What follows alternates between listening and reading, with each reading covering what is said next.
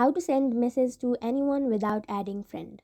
Hello everyone, this is Sabdina here to help you today. So without any further ado, let's get right into the video. So messaging a Snapchat friend without adding them on Snapchat is a new feature. So first go to settings, then go to apps, find Snapchat,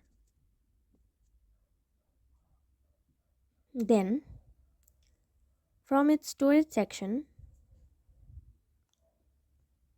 tap on Clear Cache. After that, go to Play Store, search for Snapchat, and make sure you have the latest version of Snapchat.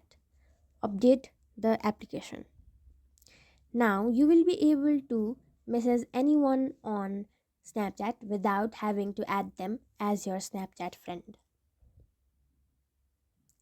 So that's how you do it. Thank you for watching this video. Make sure to like, share and subscribe to our YouTube channel. If you got any question, comment them down and I'll catch you in the next one.